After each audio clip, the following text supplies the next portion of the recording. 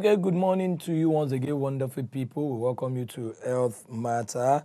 Health Matter, where we design, talk of, say, we know, say, health na wealth. And we know, say, the importance of health, person no fit talk and finish, because no matter how much you get, both for hand and for bank, if health no dey, all of them, no make any sense. Our people talk, say, ẹni tó lálàáfíà, ohun gbogbo ló ní. That this person will get good health, you get everything. That is why Dr. Bat has taken us through the journey of female infertility. Though we are not done yet, but we should be able to complete it. So good morning, Doctor. Yeah. Good morning, sir. How you doing, sir? So pleased to be back. Pleased to be here too. Slimmers. Good morning, Doctor. Good morning. Yeah. Good to have you. Yeah, good to have you too. Good morning, viewers at home and around the world. This morning we'll be continuing from where we stopped last week. Female infertility. My name is Dr. Bath Tochukwu Ufebunam. I'm the Medical Director of Grace Valley Medical Center.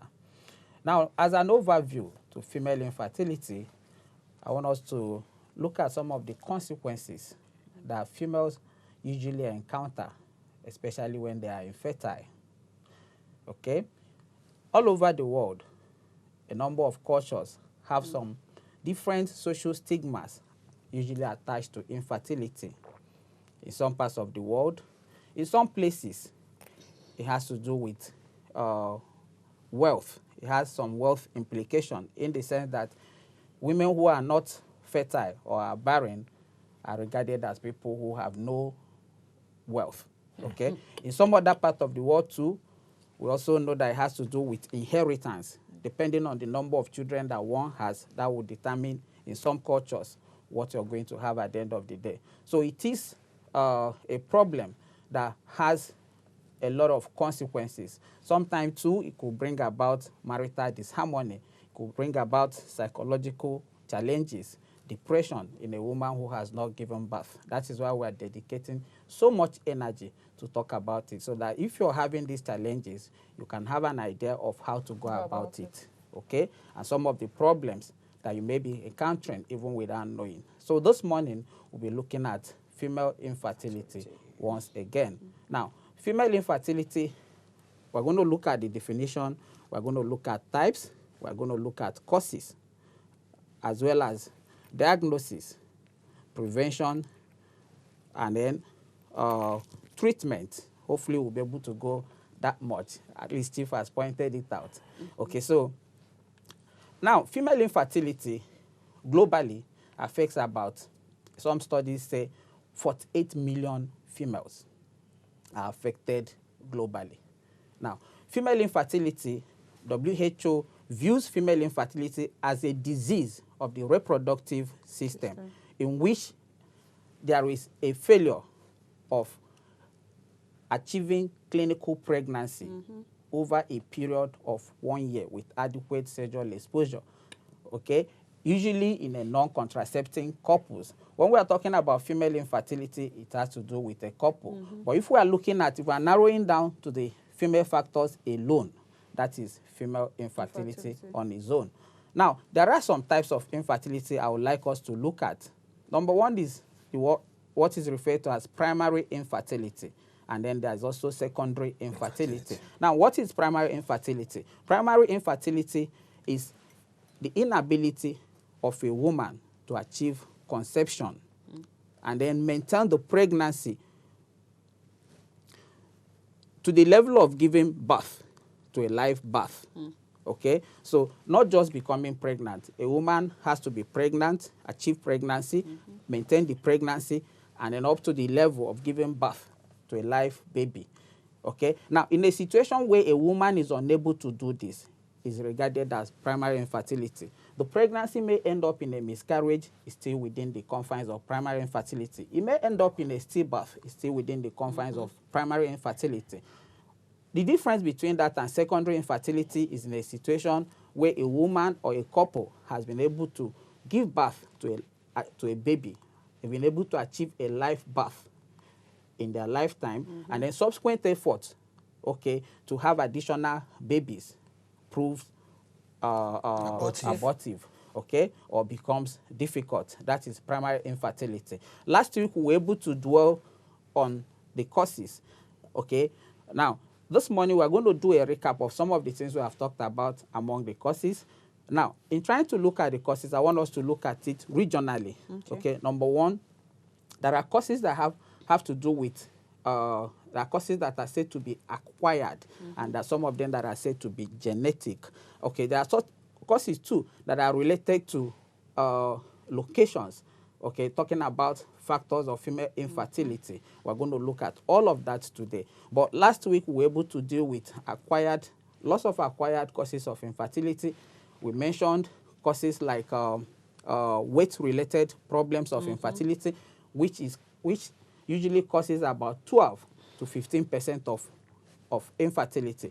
We also mentioned some environmental factors too. We mentioned age. We mentioned some of the environmental smoking. Yes, tobacco smoking, as Sexual well as transmitted diseases. sexually transmitted diseases. Okay, and a number of other factors. Radiation also. Yes, chemotherapy and radiation for people who are going through treatment of cancers of whatever type. Okay, but this we stopped at genetic causes. So this morning we're going to look at genetic causes, and then we'll go to the other regional causes of infertility. Maybe we should start with what are genetic causes. Now, the genetic causes of infertility are the causes that have to do with the gene. I think I have to explain one or two things here so that we can actually understand when we go into the topic proper. Now, every human being, we're a product of our features. The way we look, our height, and a number of other things are coded in our genes. Okay? Those traits are coded in our genes. Now, a normal human being should have 46 chromosomes. Now, these 46 chromosomes can be divided into two haploid number of chromosomes. Okay? So, every human being has 22 pairs of chromosomes. Okay? 23 pairs of chromosomes. So if you multiply that, that will give us 46. That will give us 46. Now, what happens is that for you to become a man or a female, what happens is that the cells in your body, if you're a female, you will have X and X within your system. If you're a male, you will have X and Y within your system. What that means is that all the cells in your body have, for males, X and Y. Chromosomes. Yes, and these cells usually have nucleus.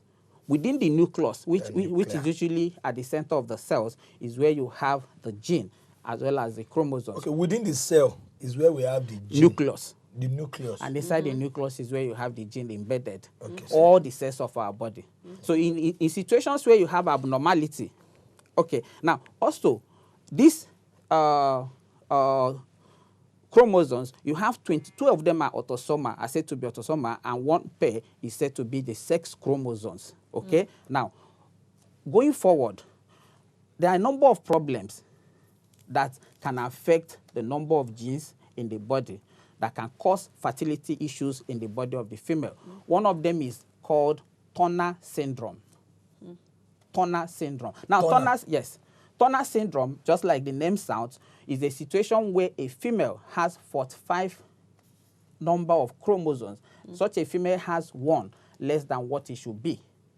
Okay? Instead of 46, the female ends up with 45. It becomes a problem. Also, in males too, there could be reduction, and of course there could be increment, though we are not talking about that today. But in males, some males will have 47 number of chromosomes excess instead of number 46 that everybody should have. In a situation where a male has 47, in some medical conditions, some genetic conditions like Klinefelter syndrome, a man can have XXY instead of having one X and one Y. Okay, so now have a double X and Y. Yes, you can have it. Now, in Turner syndrome, females who have this will have challenges with infertility. They will have challenges giving birth. Okay. Now, I also want to point out that other than Turner syndrome, the most common female infertility factors that we know of are genetic in origin. Okay, and some of them could also be hereditary. Now, hereditary means it can be passed from mother to child, or from parents to their offspring, from mother to child, from father to the child. Okay. Now, some of them include challenges like PCOS. A woman who has PCOS, polycystic ovarian syndrome. Okay, a woman who has that will have challenges with infertility and is usually inherited, meaning that if a mother has PCOS, chances are that the daughter may end up having PCOS. And people who have this polycystic ovarian syndrome, what that means is that their ovaries has plenty of cysts. Cyst is just like a bag containing water. Permit me to also point out that it is not every woman that has multiple cysts in the ovary that is said to have polycystic ovarian syndrome. Okay? Not everybody who has that have polycystic ovarian syndrome. Now, usually people who have polycystic ovarian syndrome have some other challenges attached additionally to this problem that they have. Oftentimes, they will have they will have more of male hormones. Okay, so you discover that such people will have hairs in some areas of the body, just like you see in males. They could have beards. They could have hairs in the chest. They could have truncal obesity. They might look a little bit masculine. Okay, people who have such challenges will have problems with their menstrual cycles. Oftentimes, they could have infrequent menstrual cycles. They could have, instead of having about 12 cycles in a year, they could have as less as 9. Okay, meaning that it's not all the time. They also could have problems with ovulation. And of course, anybody who does not ovulate does not produce an egg that can be fertilized. Okay, so these are challenges that can come when you have PCOS. Okay, another problem I would like to point out, still under genetic causes, is what we refer to as celiac disease. What do you mean? What's celiac, doctor? Thank you very much. Of course, I know you're going to call me back. Now, celiac disease, we are looking at non-gastrointestinal adverse effects of celiac disease. But celiac disease, in a way a layman can understand, is a form of problems that usually, number one, is some people are genetically predisposed to this problem. Okay, now the prevalence all over the world is said to be 1 in every 100 individuals may have celiac disease all over the world. Because the name celiac disease actually came up last week. I think it was under immune infertility. I don't know, maybe we mentioned it as No, we're starting the genetic causes. That was when it came. That was when we mentioned it briefly. Now, in this celiac disease, the major thing in celiac disease is that the gastrointestinal challenges that celiac disease has is that there are a number of cereals that we have in our environment. Okay, now these cereals, about 3 of them contain what we refer to as gluten. Now, this gluten is a form of protein that are found in bellies, rice, as well as wheat. Okay. Now, this gluten that is a form of protein, our body system, people who have celiac diseases, their body system will see it as a foreigner. Once you eat it, your body system will start reacting to it, will start attacking it. Okay. Now, when that happens, ideally, these are the body, the immune system that are supposed to protect us and attack infections and some other things in the body, but they begin to attack some of the things we have eaten in form of food. And when that happens, the intestine usually has some finger-like projections that are called villi that are useful in absorption of the food. When we eat food and they're digested, the absorption takes place from the small intestine. Okay, so these villi, the finger-like projections, are destroyed in people who have these challenges. Thereby, it becomes inflamed and is destroyed, and thereby bringing about malabsorption, weight loss, and a number of other things. These are along the line of gastrointestinal symptoms. But the aspect we are looking at is one that concerns infertility. People who have celiac disease will have challenges with menstruation, have challenges with ovulation. Oftentimes, too, they may have challenges with a number of complications that could occur in pregnancy, like intrauterine growth retardation and what have you. Okay, so, but this is can easily be preventable if it is discovered. Okay, in the sense that all you need to do is to stop such an individual from consuming gluten diets that contains gluten. And I can tell you that a lot of bread, cakes that we eat today, even a number of beers are made from bellies. Okay, so people who have these challenges, we encounter this on everyday life. So these are some of the things that you can that might be causing infertility, and you may not even have an idea. Okay, thank you very much, Dr. Bat. Thank you, sir. We are the intensive stage of female infertility. I call it the comprehensive stage because no be joke now. But I believe you are learning just as we are learning also, because we have to go on this short break, and Health Matter will be right back. Go nowhere. Yep.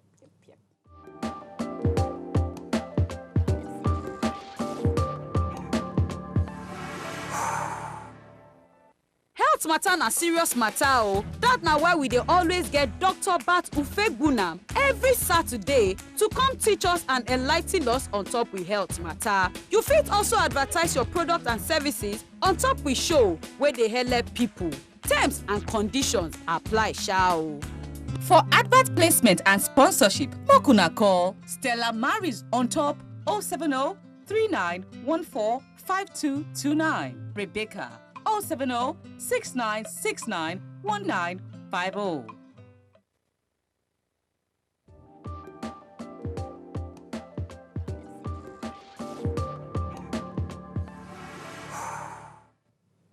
Yes, now justice Dr. Bat they do to celiac disease before we go on that shikini break.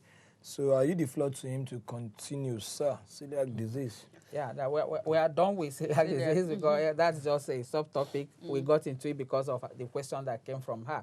Okay, so having mentioned some of these genetic causes, I also like to go back to the regional causes that were mentioned, I think, about a fortnight ago. One of the factors, usually you have the hypothalamic pituitary factors. But before I go over to that, one of the most significant infertility factor that we must always mention when we are talking about infertility is the age factor. It's very important. Okay. Last week you talked about menarche, the age at which a female begins to see her menses, and we say averagely it hovers between 12 to 13 years. And we also pointed out that a number of females could be seeing their menses much earlier than that. And the earliest that has been recorded in history was 5.5 years. Okay? So now, still on that age, okay, I also want to point out that, of course, the age, the fertility of a female begins to decline with age. Some studies say as early as 27. Some studies say that usually at the mid-30s, yes, when the woman is 36 years and above. Of course, if you remember the definition of that we have mentioned a couple of times, the definition of infertility, usually a period of 12 calendar months, you usually will need to give that amount of time to make a definition of infertility in a situation where a non-contracepting couple is making an effort to achieve pregnancy and they're unable to do it over a period of 1 calendar year. We'll start talking about infertility. But that can be done earlier. Okay. If the woman is 35 years of age or older, you don't have to wait for 1 year before you start looking for ways to sort out the problem. Okay. Once a woman is 35 and older, urgency is required. 6 months intervention can start to happen within 6 months of getting into such a relationship. Now, still on age. Doctor, I'm sorry, please, I want to come in here. I just want to ask a very light question, because we get to see all of these things. Now, children that come down with Down syndrome, is it as a result of the mothers giving birth at their late age, or based on what they eat, what they drink, or what? What is actually responsible for that? Thank you very much for that medical question. My in-laws, you're representing. No, it's female infertility. Yeah, you guys have the day today. Okay, so she mentioned a very important thing. Okay, Down syndrome has been associated with advancing maternal age. Advancing maternal age. Now, why is that possible?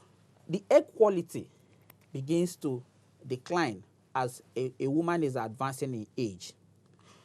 The quality of the egg, usually the egg that a woman, all of those eggs usually are within the female body before the baby is even born. Okay. Okay, so as the monthly cycle is coming up when the person attends menarche, and the monthly cycle is coming up every month.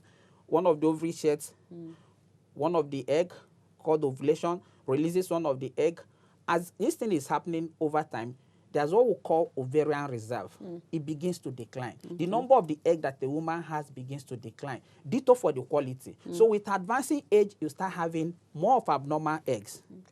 Okay. Now, a woman who becomes pregnant. Okay. I also want to point out that it's becoming fashionable for people to delay fertility these days. Usually you see people that got married as early as 30, they will say they don't want to have children until they until they get to like 35 Even and very above. common Now, among when the you do that, celebrities. yes, perfect. Now, when you do that, keep in mind that you may encounter some of these challenges that we're talking about. Now, to narrow down to the question she asked, one study particularly pointed out that if you're 35 years of age at the time you're getting pregnant, you have 350 chances. We have God's Will from Cross River. Good morning, God's Will. God's Will, good morning. Good morning, sir. How are you doing? I'm fine. Okay, the doctor is here. Go ahead with your question, please. Okay. Please, it's about this health situation. Hello? Yes, We are please with go you. on. We are with you. Okay. It's passing through with my wife. Yes, Yes, we are yes, with go you. ahead. Go on. Okay. Then I married her 2010.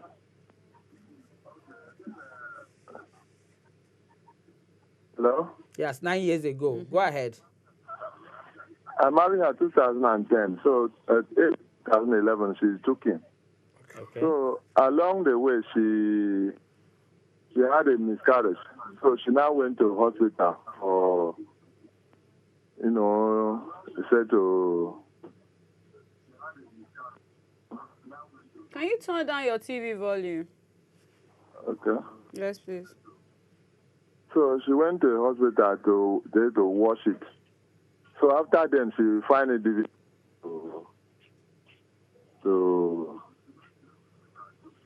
To conceive again. we find a challenge. Since then, she has not taken it. Okay. So sorry about that. So sorry about that. Thank you very much for that very important question.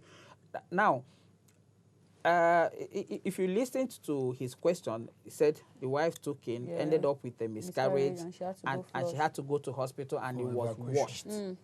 That washed was an evacuation that was done. Now, I would have loved to ask one or two other questions. Okay, but I would have loved to ask him one or two other questions. Now, but usually, in some situations, in some instances, evacuation is done using dilatation and curettage method. Okay, but all that is being phased out now because You can ask, he's watching. it's MVA. Rhetorical. Yes, it's MVA that is favored now, manual vacuum aspiration. Okay, now, so back in the days, during my own training, I was given an opportunity by a very senior registrar back in the days in Wesley Guild Hospital to do an evacuation. Okay, even as a medical student, we were being put through. Okay, so the method we used was this particular method that we call D and C, dilatation and curettage. You use a method usually called a curette, if I'm not mistaken, that with which you used to scratch the inner surfaces of the womb, passing it through the woman's vagina, and then you scratch the inner surface of the womb to remove the product of conception. That usually happens when the woman has an incomplete miscarriage. Now, in doing so, if you do overzealous curetting, you can cause injuries, okay, to the inner surfaces of the womb. Usually, it has about 3 layers, which are responsible for the menses. Okay? Now, that can happen. If that happens, adhesions will start setting in. Scar tissue will start forming within the inside of the womb. When that happens, it could start causing problems of Excessive bleeding could even lead it. of course. It could start, but not immediately. Months after or years after, such a person could start having challenges with seeing her monthly period. It could start having challenges with even implantation. That can also happen not just with dilatation and not just with incomplete abortion. It can happen in cesarean section. It can happen in surgeries for fibroid, myomectomy. Okay, so that can develop. Scar tissue can develop and lead to a condition that is known as Asherman syndrome, and that can affect and cause infertility.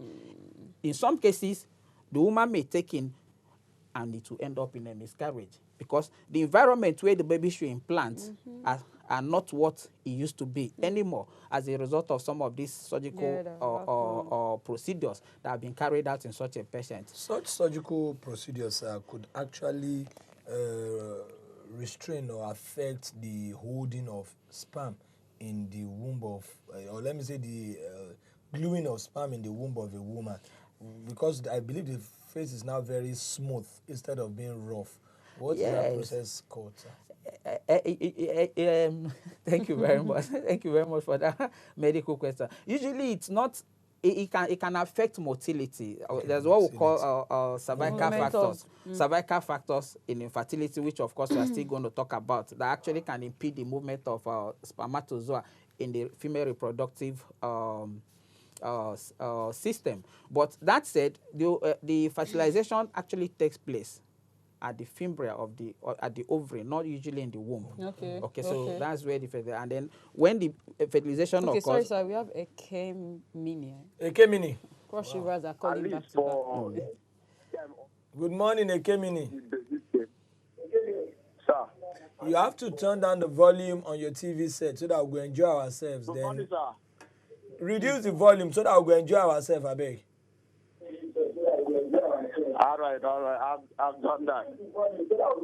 I've done that, my brother. Oh, yeah, go ahead with your question. I've done that. Go ahead with your question, please. Okay. Hello, are you hearing me? Yes, very well. Okay. Please, I want to ask, if someone generates up to 3 times or 5 times, is it good for the system? Is it the system is okay? Someone to pee at night, 5 times, 6 times. 5 to 6 times In at the night. Yes. Yes. He said, is he okay? Okay, thank you very much.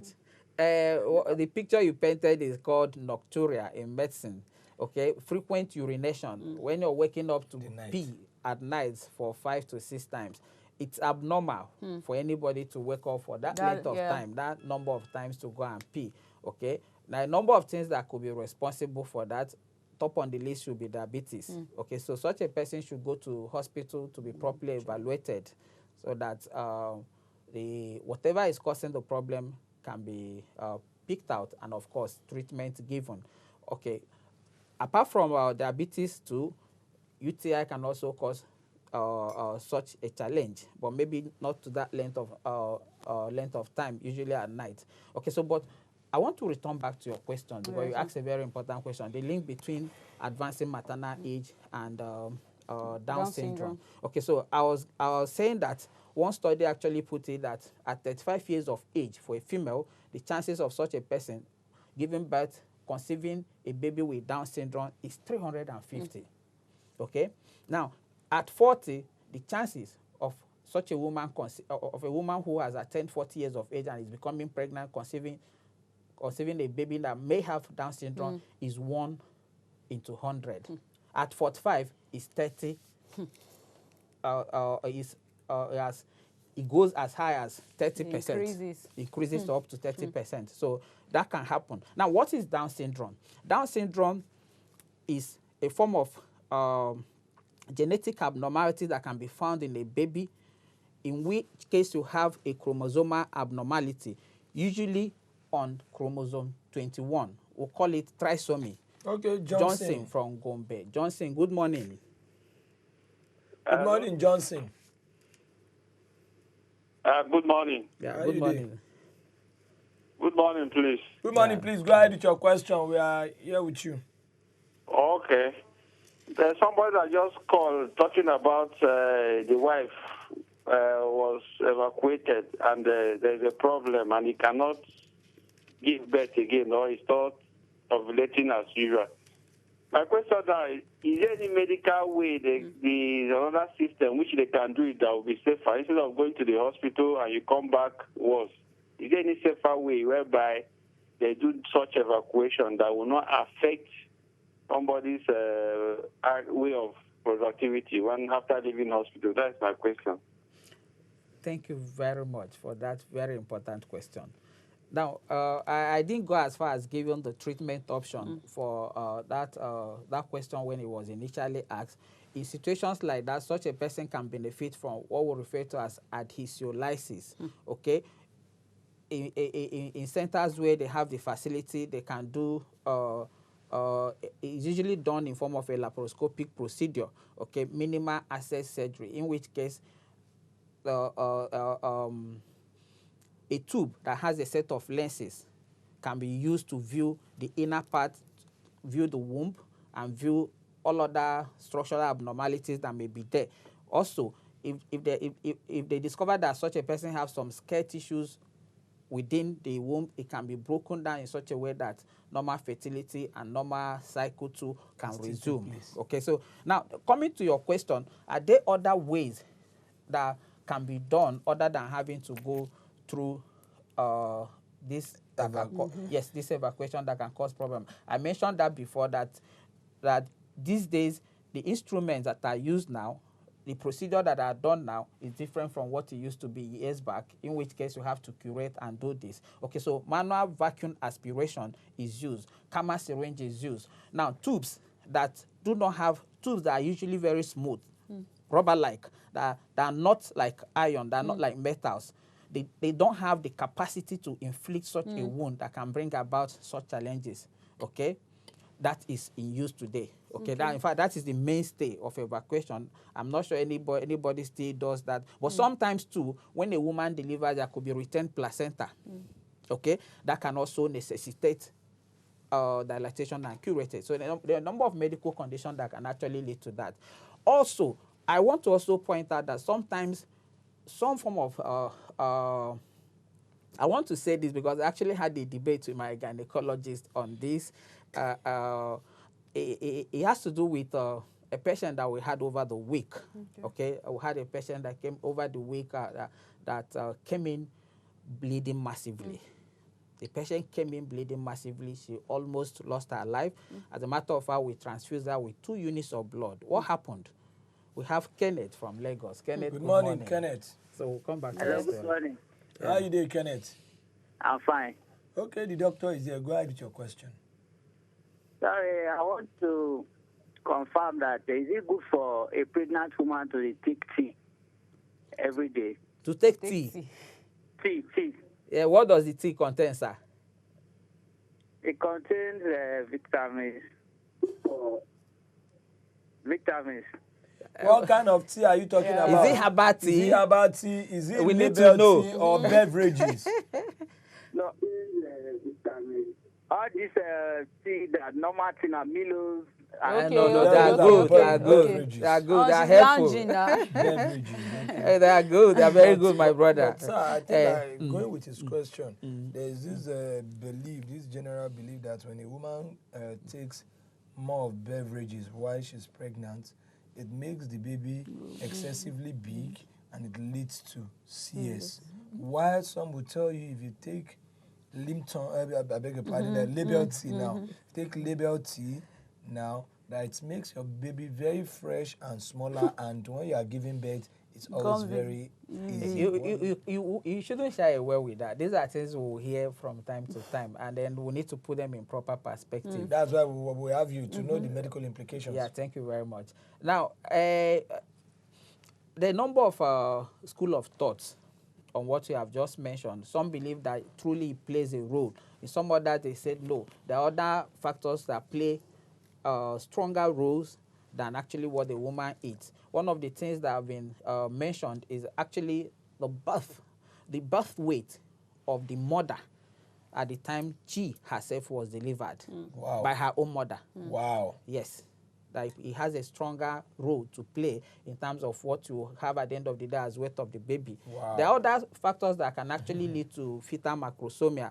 Okay, of course, the size of the individual too. Some school of thoughts actually said that allude at the fact that it plays a role, not just the diet that the woman, but whether the tea that you mentioned have the capacity to reduce the fetal weight or to limit it. I honestly don't have anything to say on that. I may have to make further findings on that before I can talk on that. Okay, so back to the debate I said I had with our gynecologist. Okay, so this woman came in bleeding massively. What happened? She's a nursing mother, has a 10-month-old child, became pregnant along the line, and then a nurse, she approached a nurse to help her out, and of course this nurse gave her an injection, oxytocin injection. The nurse also gave her tablets. Okay, God's will I is think back. he's calling back. Yes. God's will, you have the floor again. Good morning once again, God's will. Good morning, sir. Yeah. How you doing? Fine, sir. You are calling us back, right? Yes, sir. Okay, go ahead. Please, consider the question I asked because I really need a solution.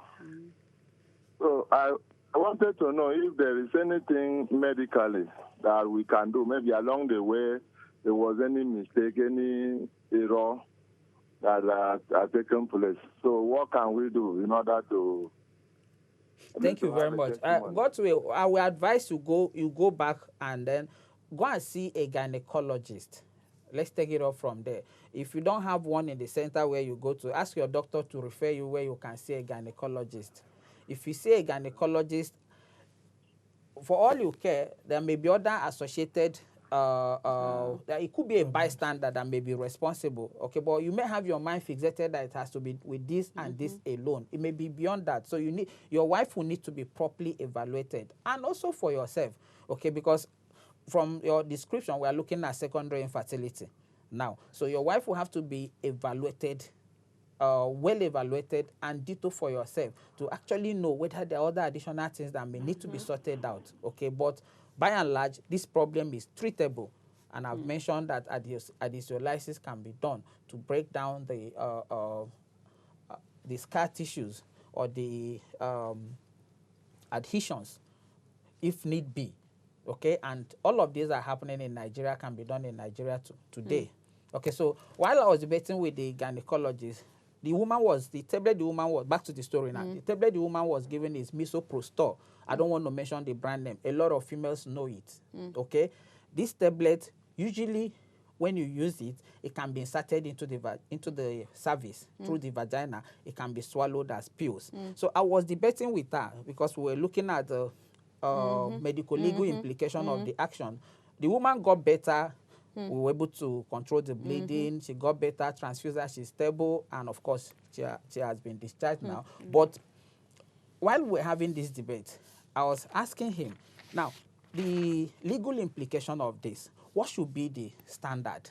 Okay, so but he was of the opinion that what we should do as healthcare givers is to educate people on what to do. Since we can't stop people from using these tablets because they know them. They know the tablet. And of course, this information usually passes from one lay person to another. It doesn't pass through the medical people. The medical people will guide you right, okay, on what you need to do. Now, that he's of the opinion that we should advise them on how to do the right thing. Now, the right thing to do, if perchance anybody gives you such a tablet and you're bleeding, and you're seeing bleeding, you're bleeding beyond normal, please run to the hospital. Otherwise, you can pass out and die in the house.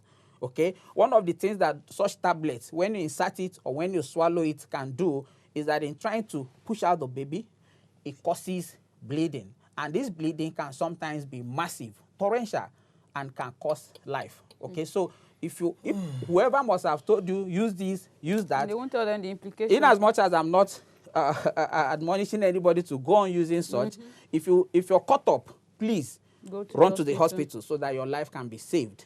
Okay, and of course the nurse who had this, of course I had to collect the number and invited her, and then I told her that this should not be done, and of course she appreciated what happened. Now, so back of some other causes of infertility we have just felt with, we have just finished dealing with age. I'm not sure if I have answered your question. You didn't finish it. Well, I don't know. Because kept coming. So the link, there's actually a link, proven link between advancing maternal age and genetic abnormalities or chromosomal abnormalities that can be found in baby. And one, of course, which is Down syndrome. Nonye from Abuja. Nonye, good morning. Good morning. How are you doing, Noye? I'm fine. Yeah, the doctor is here. Yes. It's my first time tuning to your channel, and Thank it's a you. very interesting topic. Thank Thank you. you Welcome to very the much. show, Noye. Thank you very much. Yeah. I have some issues before, but I've gone to a gynecologist and I've been diagnosed and been treated. But then I'm still having, like a human being, I'm still having some doubt because I have a child that is 10 years old, but I still want more. Okay. So what's the problem? I'm having irregular menstruation. Irregular menstruation. So they Okay. treated that, and yes, there was a lot. They said it's idiomyosis, so it doesn't have treatment. That's what I got. Endometriosis. Yes. Okay. Thank you very I much. just wanted, to talk about it. Like, what's the chances of still getting a baby and stuff like that? Thank you. Thank you very much. Thank you Thank very you, much Noye. for that question.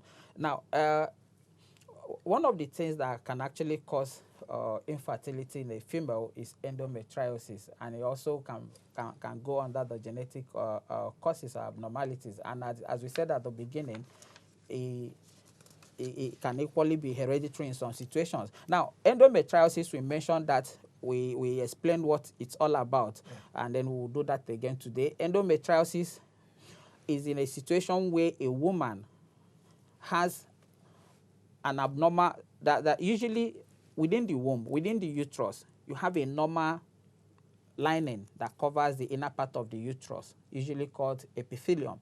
Okay, so in some situations, you could have this tissue that usually should line the inner part of the uterus growing outside of the uterus, usually around the uterus, among pelvic organs. Now, when in a situation where you have that existing in any female, when the woman is menstruating, those tissues that are outside, because menstruation are that processes that have to do with hormonal interplay.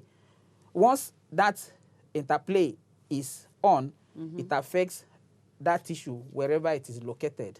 Okay, so you have a situation where a woman can be bleeding outside the womb, which of course can cause which of course can cause generation of adhesions much later in life.